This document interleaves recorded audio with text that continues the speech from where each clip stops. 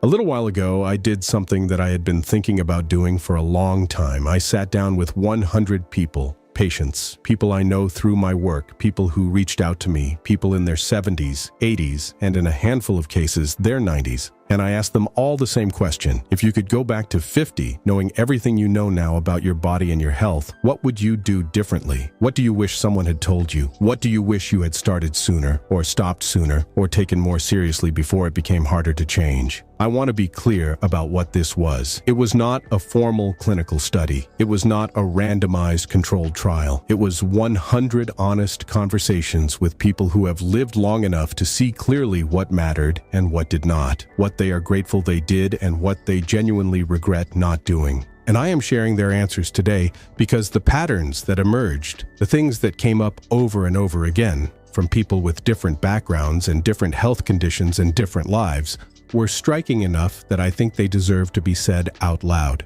clearly, without softening. Because here is what I noticed. Most of the regrets were not about dramatic failures or obvious mistakes. They were about small things, quiet things, habits and choices that seemed inconsequential at the time, but that compounded over decades into outcomes that now, from the vantage point of their 70s and 80s, feel very consequential indeed. And the most common emotion people expressed when describing these things was not anger or self-pity. It was something closer to wishing they had been told, wishing someone had sat them down at 50 and said, "This matters more than you think, and here is why. Consider this me sitting you down." The first thing that came up more than almost anything else was this: I wish I had kept moving when it started to hurt a little, instead of stopping when it started to hurt at all. This came up in so many conversations, in so many different forms, that I stopped being surprised by it. People described the moment, often somewhere in their 50s, when a particular activity started to feel uncomfortable. Walking longer distances, gardening for an extended period, playing with grandchildren on the floor, and their response, which felt entirely reasonable at the time, was to scale back, to protect the joint or the muscle or the back that was complaining, to rest more, do less, wait for it to settle. What they told me, looking back, is that the settling rarely came in the way they expected. The reduced activity weakened the muscles that supported the joints. The joints, without that muscular support, deteriorated faster. The pain that had started as a mild discouragement became, over time, a genuine barrier. And the activities they had scaled back from gradually became activities they could no longer do at all. Not because of the original discomfort, which was often very manageable, but because the years of reduced movement had allowed a deterioration that the movement itself would have slowed. One woman in her early 80s said something I have thought about many times since. She said, "I stopped dancing when my hip started to ache a little. I wish I had danced through the ache because I have not danced in 15 years now, and the ache I was avoiding feels small compared to what I have now." That is not a medical prescription. Some pain is a genuine signal to stop and investigate. But the broader pattern she was describing is real, and the research supports it. Appropriate continued movement through mild discomfort, with proper guidance, preserves function far better than avoidance does. The second thing people said over and over was, "I wish I had taken my sleep seriously 20 years earlier." This was one of the most consistent answers across every age group I spoke with. People who are now in their 70s and 80s described decades of treating sleep as the most negotiable item in their schedule. Working late, staying up, cutting nights short, never addressing the snoring that their partner complained about, never looking into why they always felt tired despite seemingly sleeping enough hours. Several people specifically mentioned sleep apnea, a condition they were eventually diagnosed with in their 60s or later, and described the decade or more before diagnosis during which they had been sleeping poorly without knowing why. The exhaustion they had attributed to aging, to stress, to just being a certain type of person. One man in his late 70s told me that when he finally got treated for sleep apnea at 64, he felt like a different person within weeks. And his regret was not that the condition existed, it was that he had spent so many years not knowing, not asking, not treating the tiredness as something worth investigating. What most of the people I spoke with wished they had understood earlier is that sleep is not passive. It is not just the absence of waking. It is the period during which the body performs the majority of its maintenance, repairing tissue, consolidating memory, regulating hormones, managing inflammation, Every year of consistently poor sleep is a year of reduced maintenance, and the cumulative effect of that by the time people reach their 70s and 80s is visible in ways they now understand but wish they had addressed decades earlier. The third answer surprised me a little by how frequently it appeared. I wish I had paid more attention to what I was eating, not to be thinner, but to reduce inflammation. Most of the people who said this were not describing a history of dramatic dietary excess. They were describing the ordinary modern diet: processed foods, refined carbohydrates, sugar-sweetened drinks, fast food several times a week, consumed not out of ignorance exactly, but out of the assumption that diet was primarily about weight, and since their weight was manageable, their diet was probably fine. What they now understood, from the vantage point of living with arthritis, cardiovascular disease, type 2 diabetes, or chronic pain, was that diet is as much about inflammation as it is about weight. That the foods they ate for decades were contributing to a systemic inflammatory environment that was quietly accelerating joint deterioration, vascular damage, and metabolic dysfunction in ways that had nothing to do with the number on the scale. One man in his mid-70s, who has been managing severe knee osteoarthritis for over a decade, told me that his rheumatologist eventually explained the connection between his diet and his inflammatory markers in a way no one had ever taken the time to explain before. And his response was, "Why did no one tell me this at 50?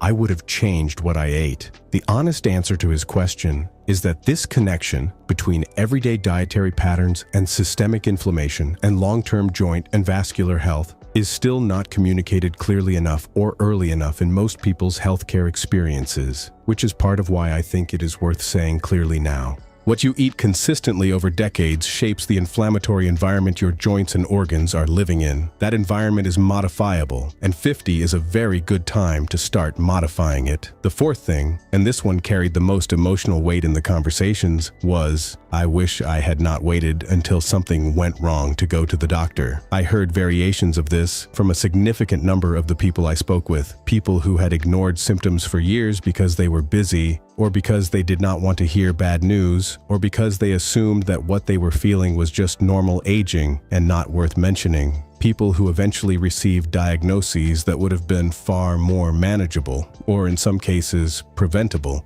had they been identified 5 or 10 years earlier. One woman told me she had noticed changes in her balance and coordination for several years before she finally mentioned it to her doctor. She had told herself it was just getting older, just being tired, just being careful. When she finally brought it up, the investigation that followed identified a condition that was absolutely treatable, but that had been progressing untreated for longer than it needed to. Her regret was not the diagnosis. It was the years of waiting. I want to say this as plainly as I can. Symptoms that persist, that are new, that are changing, that are affecting your daily function. These deserve medical attention, not because everything is serious, but because the ones that are serious are found far more effectively early than late. The fear of bad news is understandable, but it is not a strategy. Early detection almost always expands your options. Delayed detection almost always narrows them. The fifth answer, and the one that moved me most personally, was this: I wish I had invested more in my friendships and stayed more connected to people. I did not expect this to be a health answer, but it came up consistently enough and with enough emotional conviction that it belongs here. People in their 70s and 80s looking back at their 50s described a period of life that was often genuinely busy. Careers, children, responsibilities, but also one during which friendships quietly thinned without deliberate tending, in which the social connections that had felt easy and automatic in earlier decades became, without conscious awareness, more sparse. The health dimension of this is something I have spoken about in a previous video. The research on social isolation and mortality is among the most striking in longevity science, comparable in its effect size to smoking. But what the people I spoke with were expressing was something beyond statistics. They were describing the texture of daily life in their later years and the degree to which the richness or sparseness of that texture traced back to investments, or the absence of investments, made decades earlier. One woman in her late 80s, who remains one of the most engaged and vital people I have spoken with in many years, told me that the secret to her well-being was not her diet or her exercise, though she attended to both. It was that she had never let a friendship go without a fight. She had written letters, made calls, shown up, reached out, maintained, and now, in her late 80s, she was surrounded by people who had done the same. She was not lonely, and she told me that not being lonely was, in her view, the thing that had kept her going more than anything else. I do not think I can say it better than she did. So here is what 100 people, between them carrying thousands of years of lived experience, most wish they had done at 50. They wish they had kept moving through discomfort rather than waiting for it to pass before resuming their lives.